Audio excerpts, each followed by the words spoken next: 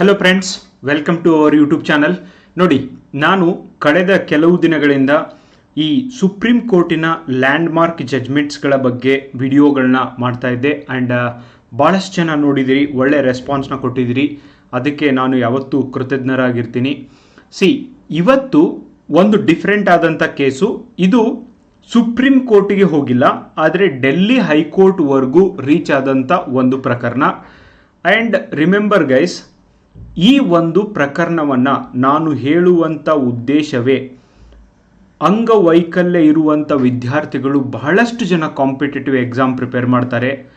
And only ಈ ಒಂದು ಅಂಗವಿಕಲ ವಿದ್ಯಾರ್ಥಿಗಳಿಗೆ ಮಾತ್ರ ಅಲ್ಲ, ಇವನ್ ಯಾರು ಕರೆಕ್ಟ್ ಆಗಿದ್ದಾರೆ, ಯಾರು ಫಿಸಿಕಲಿ ಯಾವುದೇ ರೀತಿಯಾದಂಥ ಇಂಪೇರ್ಮೆಂಟ್ಗಳಿಲ್ಲ, ಅವ್ರಿಗೂ ಕೂಡ ಕಲೀಲಿಕ್ಕೆ ಹಲವಾರು ವಿಧದಲ್ಲಿ ಲೆಸನ್ಸ್ಗಳು ಸಿಗ್ತವೆ. ಅದುವೇ ಇರಾ ಸಿಂಗಲ್ UPSCಯಲ್ಲಿ ಮೊದಲ ರ್ಯಾಂಕ್ ಪಡೆದಂಥ ಈ ಮಹಿಳೆ ಡೆಫಿನೆಟ್ಲಿ ದೇಶದ ಯುವಕರಿಗೆ ಇವ್ರಿಗಿಂತನೂ ಒಂದು ದೊಡ್ಡ ಇನ್ಸ್ಪಿರೇಷನ್ ಅವಶ್ಯಕತೆ ಇಲ್ಲ ಗೈಸ್. ಮೀರತ್ ಉತ್ತರ ಪ್ರದೇಶನಲ್ಲಿ ಹುಟ್ಟಿದಂಥ ಇರಾ ಸಿಂಗಲ್ ಒಂದು ಜಾಯಿಂಟ್ ಫ್ಯಾಮಿಲಿ ಒಳಗೆ ಬೆಳೀತಾರೆ. ನಂತರ ಡೆಲ್ಲಿ ಅಲ್ಲಿ ಇವರು ಇಂಜಿನಿಯರಿಂಗ್ ಮಾಡ್ತಾರೆ. ಅದು ಆದಮೇಲೆ ಇವನ್ MBA ಕೂಡ ಇವರು ಮಾಡ್ತಾರೆ.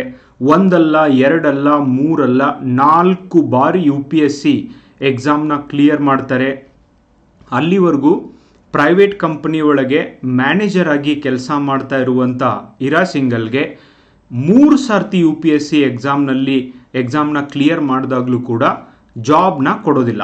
ಯಾಕಂದರೆ ಅವರು ಫಿಸಿಕಲಿ ಹ್ಯಾಂಡಿಕ್ಯಾಪ್ ಇದ್ದಾರೆ ಅಂತ. ಆ್ಯಂಡ್ ಅವರು ಈ ಒಂದು UPSC ಜಾಬ್ನ ಮಾಡುವಷ್ಟು ಎಬಿಲಿಟಿ ಅವ್ರಿಗೆ ಇಲ್ಲ ಅಂತ ಹೇಳಿ ಆ ಅವಕಾಶವನ್ನು ನೀಡಲಾಗಿರಲಿಲ್ಲ. ಅವರು ಕೂಡ ಹಾಗಂತ ಸುಮ್ಮನೆ ಕೂಡಲಿಲ್ಲ. ಸೊ ಅವರು ಕೋರ್ಟಿಗೆ ಹೋಗಿ ನಂತರ ಡೆಫಿನೆಟ್ಲಿ ಅವರು ಮಾಡಿದಂಥ ಹೋರಾಟ ಇದೆಯಲ್ವಾ, ಓದಿದ್ದಾರೆ, ಎಕ್ಸಾಮ್ ಕ್ರ್ಯಾಕ್ ಮಾಡಿದ್ದಾರೆ ಇನ್ನೊಂದು ಕಡೆ, ಆದರೆ ಅಟ್ ದ ಸೇಮ್ ಟೈಮ್ ಅವರ ಹಕ್ಕುಗಳಿಗಾಗಿ ಅವರು ಹೋರಾಟ ಮಾಡಿದ್ದು. ಓಕೆ, ಒಬ್ಬರ ಹೋರಾಟ ಲಕ್ಷಾಂತರ ಅಂಗವಿಕಲರಿಗೆ ಬೆಳಕನ್ನು ತಂದಿದ್ದು ಈ ದೇಶದೊಳಗೆ. ಇವತ್ತಿನ ಒಂದು ನ್ಯೂಸ್ ಪೇಪರಲ್ಲಿ ಕೂಡ UPSCಯಲ್ಲಿ ಸ್ಕರ್ಬ್ಸ್ನ ಕೊಡುವಂಥ ಒಂದು ಈ ಒಂದು ನಿಯಮ ಏನಿದೆ, ಫಾರ್ ಎಕ್ಸಾಂಪಲ್ ಯಾರಿಗೆ ಕಿವಿ ಕೇಳೋದಿಲ್ಲ, ಯಾರಿಗೆ ಕಣ್ಣುಗಳು ಕಾಣೋದಿಲ್ಲ, ಅವ್ರಿಗೆ ಇನ್ನೊಬ್ಬರ ಸಹಾಯವನ್ನು ಕೊಡಲೇಬೇಕು ಅಂತ ಇದೆ. ಕೇಂದ್ರ ಸರ್ಕಾರದ ಪರೀಕ್ಷೆಗಳಲ್ಲಿ ಇದನ್ನು ಸ್ಟ್ರಿಕ್ಟಾಗಿ ಇಂಪ್ಲಿಮೆಂಟ್ ಮಾಡಿದ್ದಾರೆ. ಆದರೆ ರಾಜ್ಯ ಸರ್ಕಾರದ ಎಕ್ಸಾಮ್ನಲ್ಲಿ ಈ ವಿದ್ಯಾರ್ಥಿಗಳಿಗೆ ಡೆಫಿನೆಟ್ಲಿ ಅನ್ಯಾಯ ಆಗ್ತಿದೆ ಅಂತ ನನಗನ್ಸುತ್ತೆ. ಯಾಕಂದರೆ ಕೇಂದ್ರ ಸರ್ಕಾರದ ಪರೀಕ್ಷೆಗಳಲ್ಲಿ ಅವ್ರಿಗೆ ಏನು ಎಕ್ಸ್ಟರ್ನಲ್ ಹೆಲ್ಪ್ ಬೇಕಾಗಿರುತ್ತೋ, ಸೊ ಫಾರ್ ಎಕ್ಸಾಂಪಲ್ ಕೆಲವೊಬ್ಬರಿಗೆ ಬರೀಲಿಕ್ಕೆ ಬರೋದಿಲ್ಲ, ಕೆಲವೊಬ್ಬರಿಗೆ ಓದಲಿಕ್ಕೆ ಬರೋದಿಲ್ಲ, ಎಕ್ಸಾಮ್ಗಳಲ್ಲಿ ಹೆಲ್ಪ್ ಮಾಡೋಕ್ಕೆ ಬೇಕಾಗಿರುತ್ತೋ ಕೇಂದ್ರ ಸರ್ಕಾರದ ಪರೀಕ್ಷೆಗಳಲ್ಲಿ ಅವರೇ ಪ್ರೊವೈಡ್ ಮಾಡ್ತಾರೆ. ಓಕೆ, ಆದರೆ ರಾಜ್ಯ ಸರ್ಕಾರದ ಎಕ್ಸಾಮ್ಸ್ಗಳಲ್ಲಿ ಇದ್ರ ಬಗ್ಗೆ ಏನು ಮೆನ್ಷನೇ ಮಾಡೋದಿಲ್ಲ. KEAದವ್ರಿಗೆ ಫೋನ್ ಮಾಡಿ ಕೇಳಿದರೆ ಅವರೂ ಕೂಡ ಏನೂ ಉತ್ತರ ಕೊಡೋದಿಲ್ಲ. And this is not correct. Okay, and disability ಅಲ್ಲ, ಡಿಟರ್ಮಿನೇಷನ್ಗೆ ಒಂದು ಜಯ ಆಗಿದ್ದನ್ನು ನಾವು ನೋಡ್ಬೋದು. Ability is stronger than disability. It's very very important guys.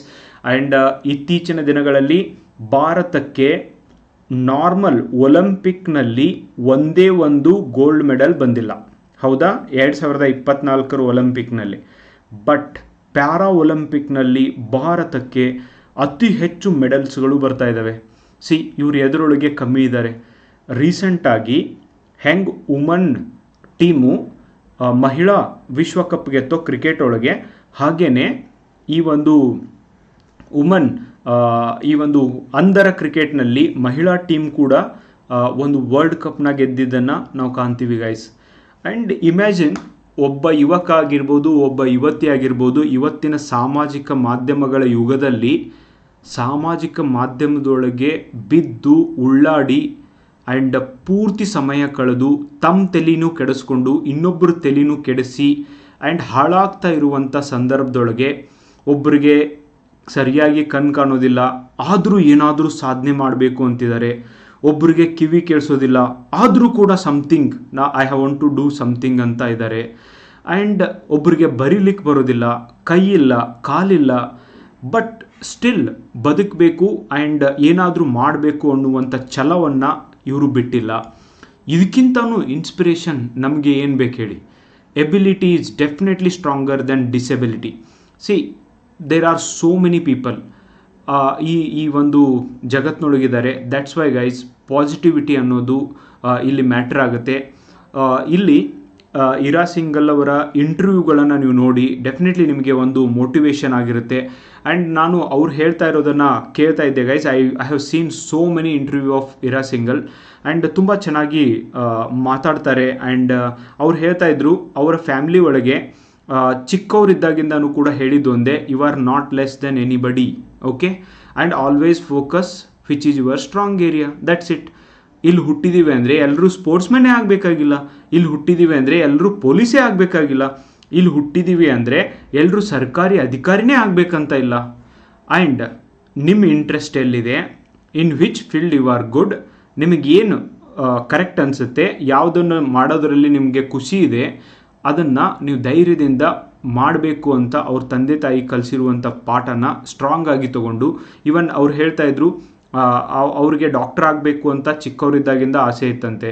And ಒಂದಿನ ಅವರು ಫಾದರ್ ಹೇಳಿದ್ರಂತೆ, ನೀನೇ ಪೇಷಂಟ್ ಇದ್ದಂಗಿದೆಯಾ, ನಿನ್ನ ಹತ್ರ ಯಾರು ಬಂದು ಈ ಒಂದು ಡಾಕ್ಟರ್ ಅಂತ ಯಾರು ತೋರಿಸ್ತಾರೆ ನಿನಗೆ ಅಂತ ಹೇಳಿದ್ದು.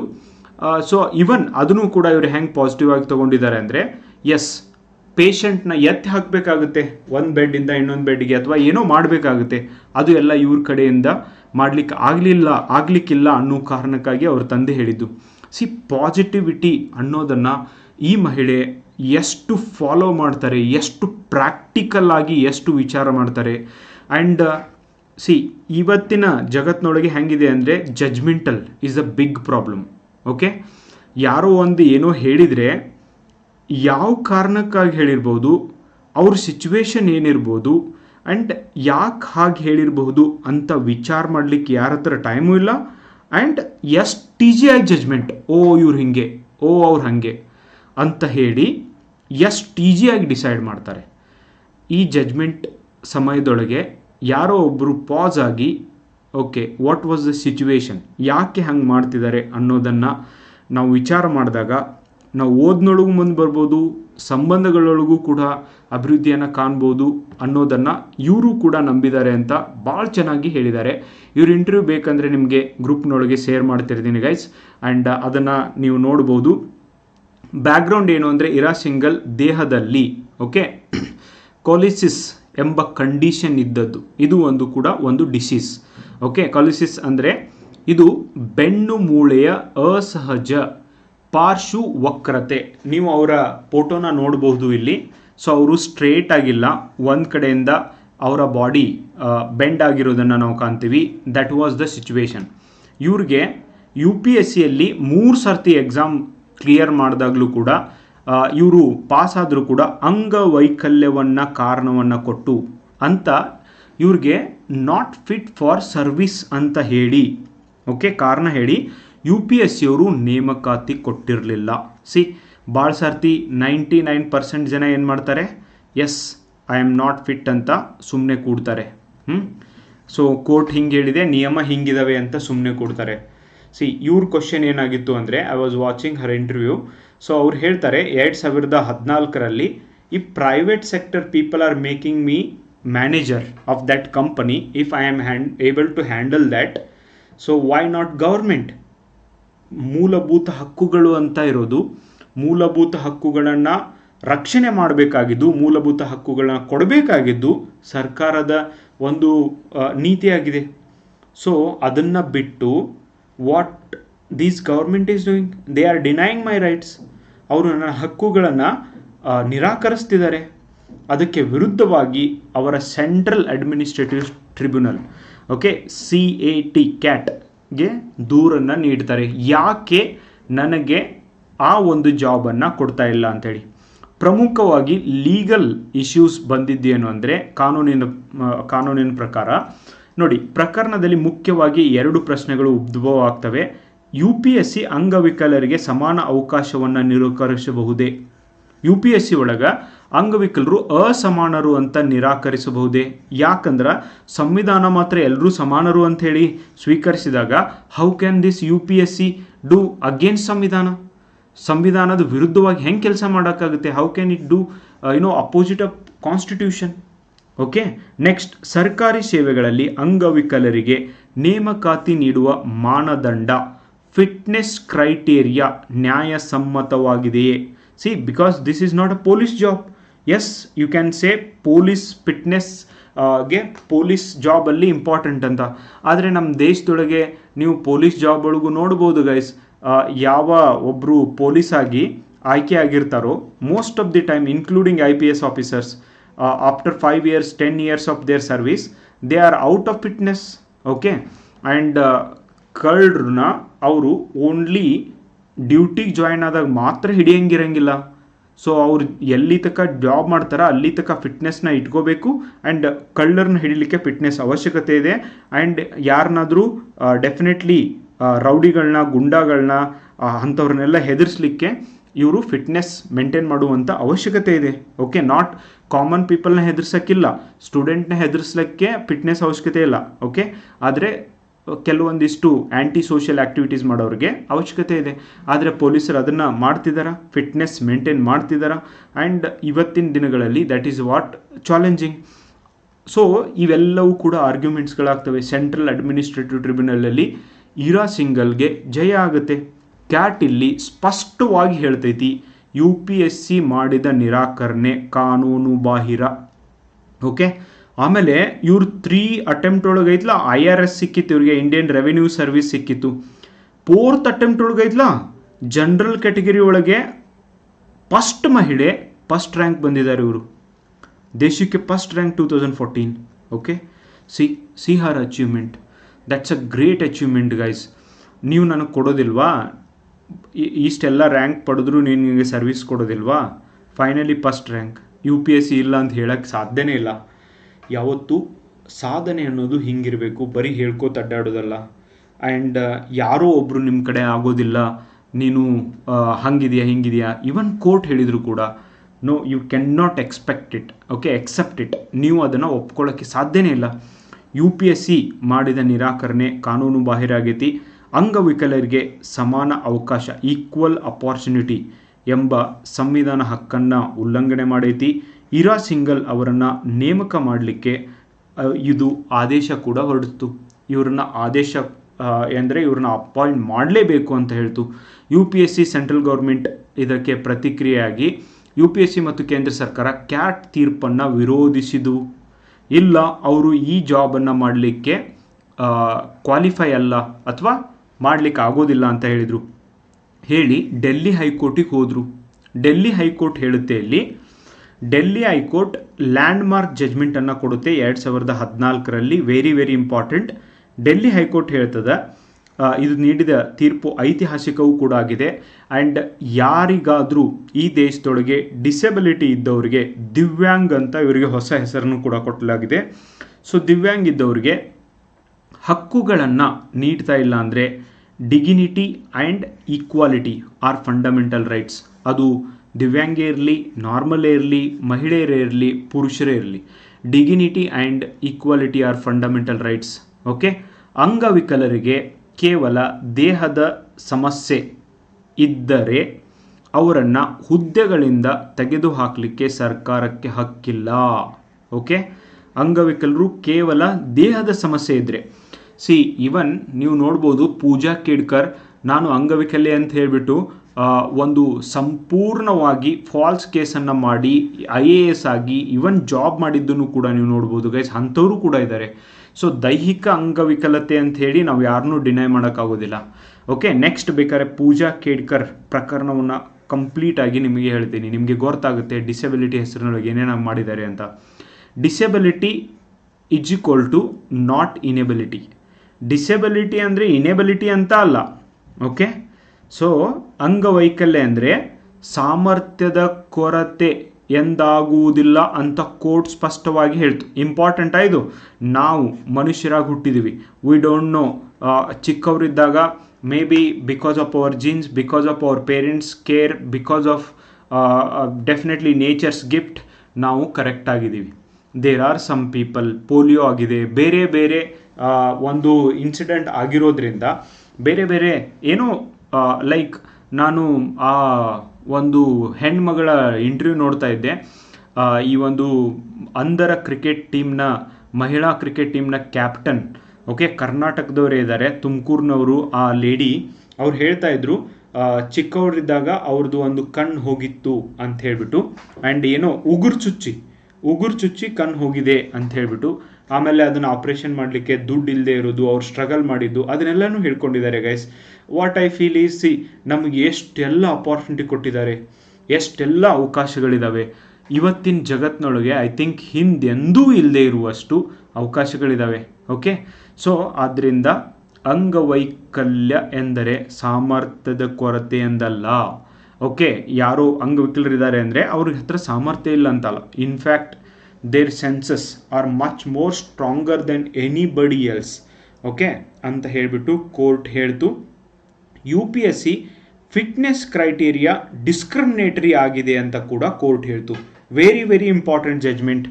ಓಕೆ, ಯಾವ ಅಂಗವಿಕಲರಿಗೂ ಕೂಡ ಅವರ ಹಕ್ಕುಗಳನ್ನ ಡಿನೈ ಮಾಡೋಕ್ಕೆ ಆಗೋದೇ ಇಲ್ಲ, ಆ್ಯಂಡ್ ಮಾಡಬಾರ್ದು. ರಾಜ್ಯ ಸರ್ಕಾರಗಳು ಇದ್ರ ಬಗ್ಗೆ ಸೆನ್ಸಿಟಿವ್ ಆಗಿರಬೇಕು. It's very important. Even school ಆಗಿರ್ಬೋದು, ಕಾಲೇಜ್ ಆಗಿರ್ಬೋದು, ಕೋಚಿಂಗ್ ಇನ್ಸ್ಟಿಟ್ಯೂಟ್ಗಳಾಗಿರ್ಬೋದು, ಆ್ಯಂಡ್ ಡಿಸೆಬಿಲಿಟಿ ಫ್ರೆಂಡ್ಲಿ ಮಾಡುವಂಥ ಅವಶ್ಯಕತೆ ಇದೆ. ಬೇರೆಯವ್ರು ಹೆಂಗೆ ಆರಾಮಾಗಿ ಜೀವನ ಮಾಡ್ತಾರೆ, ಬೇರೆಯವ್ರು ಹೇಗೆ ಅಡ್ಡಾಡ್ತಾರೆ, ಇವರು ಕೂಡ ಅದೇ ಥರನೇ ಜೀವನ ಮಾಡಲಿಕ್ಕೆ ಆ ಜೀವಗಳು ಕೂಡ ಕಾಯ್ತಾ ಇದ್ದಾವೆ. And as a responsible citizens we all should help them. Okay, ಅವ್ರನ್ನೂ ಕೂಡ ನಮ್ಮ ಥರನೇ, ಬೇರೆಯವ್ರ ಥರನೇ ನೋಡಿ ಅವ್ರಿಗೂ ಕೂಡ ಎಲ್ಲ ಹಕ್ಕುಗಳನ್ನ ನೀಡುವಂಥ ಅವಶ್ಯಕತೆ ಇದೆ. UPSCಯು ವೈದ್ಯಕೀಯ ವರದಿ ಮಾನದಂಡಗಳು ಅಂಗವಿಕಲರ ವಿರುದ್ಧ ಭೇದ ಭಾವ ಮಾಡಿದೆ ಅಂತ ಹೇಳಿಬಿಟ್ಟು ಕೋರ್ಟ್ ತೀರ್ಮಾನ ಮಾಡಿತು. And right to employment is part of equality. Okay, ಸರ್ಕಾರಿ ನೇಮಕಾತಿಯಲ್ಲಿ ಅಂಗವಿಕಲರಿಗೆ ಸಮಾನ ಅವಕಾಶ ನೀಡುವುದು ಸಂವಿಧಾನ ನೀಡಿರುವಂಥ ಒಂದು ಹಕ್ಕಾಗಿದೆ. Then why UPSC is denying for this?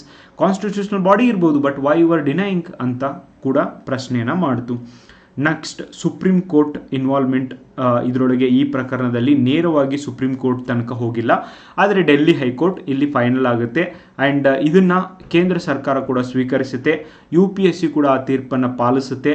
ಇರಾ ಸಿಂಗಲ್ ಅವರಿಗೆ ಇಂಡಿಯನ್ ರೆವಿನ್ಯೂ ಸರ್ವಿಸ್ ಅಲ್ಲಿ ಫಸ್ಟಿಗೆ ಇದು ನೀಡಲಾಗುತ್ತೆ. ನಂತರ ಇರಾ ಸಿಂಗಲ್ 2014ರಲ್ಲಿ ವಂಡರ್ ಮಾಡ್ತಾರೆ. It's not easy guys, and I prepared for almost 6 years for this exam. Clearing that exam is not a joke. 3 times 4 times ಈ ಲೇಡಿ ಆ ಎಕ್ಸಾಮ್ಸ್ನ ಪ್ರಿಪೇರ್ ಮಾಡ್ತಾರೆ. ದೇಶಕ್ಕೆ ಮೊದಲ ರ್ಯಾಂಕ್ ಬರ್ತಾರೆ.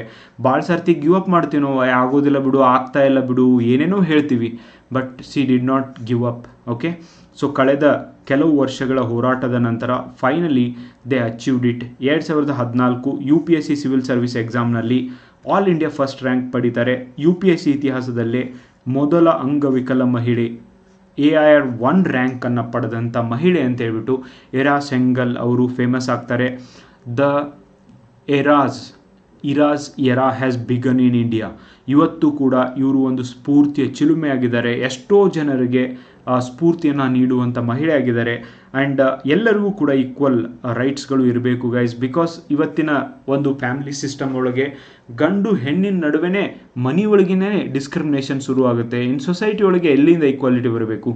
ಈ ಘಟನೆ ಭಾರತದಲ್ಲಿ ಅಂಗವಿಕಲರ ಹಕ್ಕುಗಳ ಹೋರಾಟಕ್ಕೆ ದೊಡ್ಡ ಒಂದು ಸಂಕೇತವಾಗಿ ಹೊರಬಂದಿದ್ದನ್ನು ನಾವು ಕಾಣ್ತೀವಿ. Case result, why it is historic. See, disable person can not be denied job due to a rigid medical rules.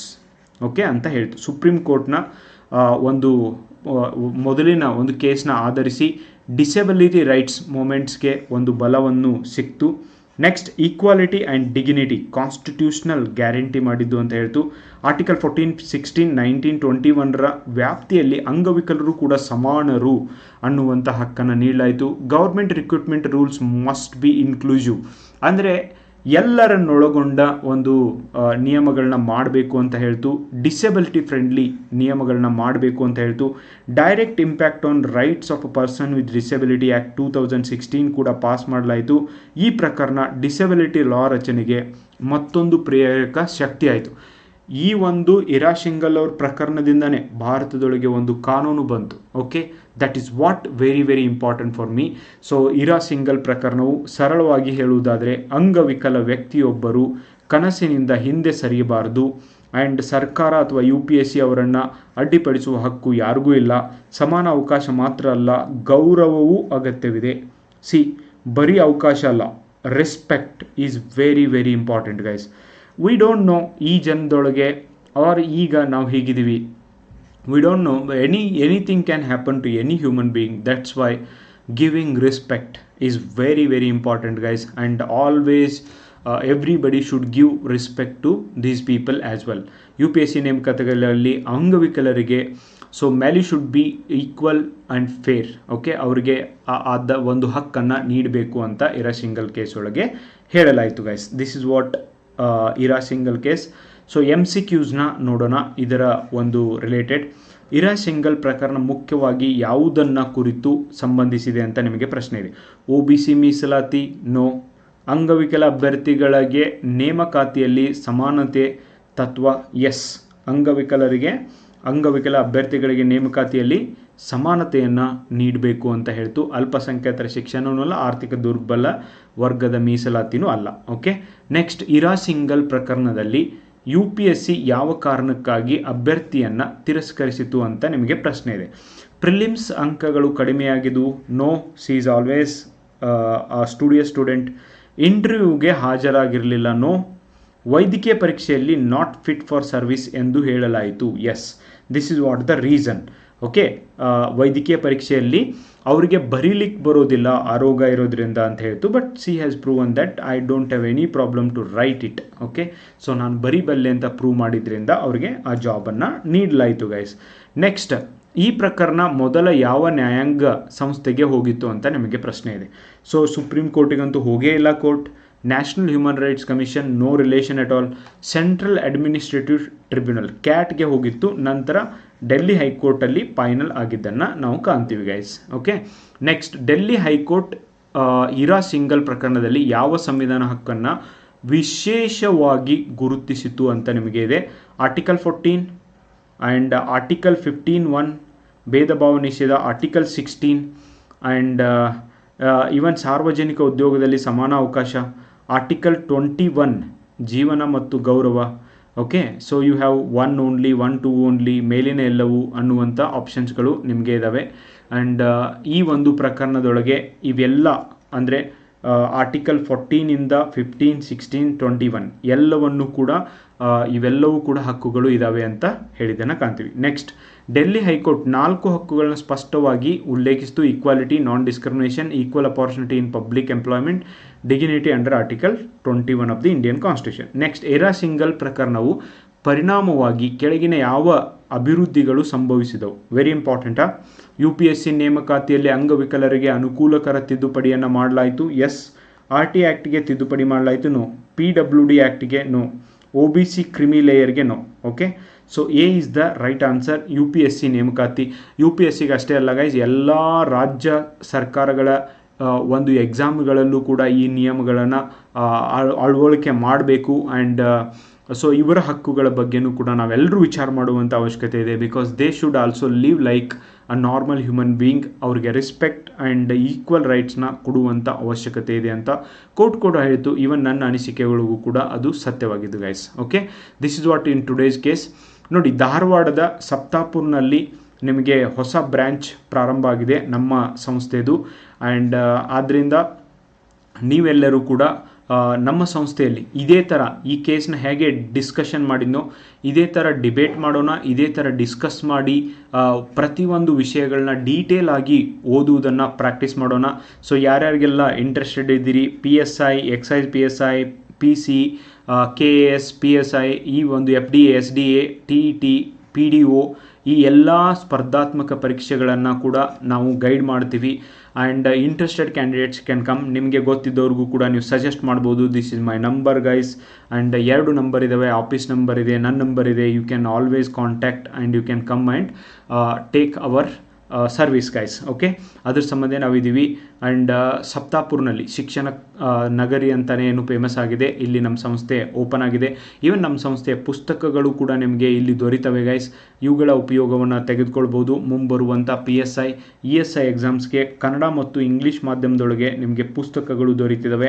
Online ಮೂಲಕ ಕೂಡ ನೀವು ಪುಸ್ತಕವನ್ನು ತರಿಸ್ಕೊಳ್ಬೋದು. ನನ್ನ ನಂಬರ್ಗೆ ಕಾಂಟ್ಯಾಕ್ಟ್ ಮಾಡುವುದರ ಮೂಲಕ ಪುಸ್ತಕಗಳನ್ನ ಆರ್ಡರ್ ಮಾಡ್ಬೋದು. 7892086178 ಈ ಒಂದು ನಂಬರ್ಗೆ ಕಾಂಟ್ಯಾಕ್ಟ್ ಮಾಡಿ ಪುಸ್ತಕಗಳನ್ನ ನೀವು ಬುಕ್ ಮಾಡ್ಬೋದು. Okay, so thank you so much for watching the video. ನಿಮಗೆ ಇಷ್ಟ ಆದಲ್ಲಿ ನಿಮ್ಮ ಫ್ರೆಂಡ್ಸ್ಗೂ ಕೂಡ ಕಳಿಸಿ. ಆ್ಯಂಡ್ ಈ ಒಂದು ಸುಪ್ರೀಂ ಕೋರ್ಟ್ನ ಲ್ಯಾಂಡ್ಮಾರ್ಕ್ ಜಜ್ಮೆಂಟ್ಗಳನ್ನು ಕಂಟಿನ್ಯೂ ಆಗಿ ನಾನು ಮಾಡ್ತಾ ಇರ್ತೀನಿ. ಆ್ಯಂಡ್ ನಿಮಗೆ ನಿಮ್ಮ ಹಕ್ಕುಗಳ ಬಗ್ಗೆ ಕಾನೂನು ಏನು ಹೇಳುತ್ತೆ ಅನ್ನೋದ್ರ ಬಗ್ಗೆ ಅರಿವು ಮೂಡಿಸೋದೇ ನನ್ನ ಮೂಲ ಉದ್ದೇಶ ಆಗಿದೆ ಗೈಸ್. ಇವೆಲ್ಲನೂ ಕೂಡ ನಿಮಗೆ ಎಕ್ಸಾಮಲ್ಲೂ ಕೂಡ ಉಪಯೋಗ ಆಗ್ತವೆ. And thank you so much for watching the video. Bye, take care.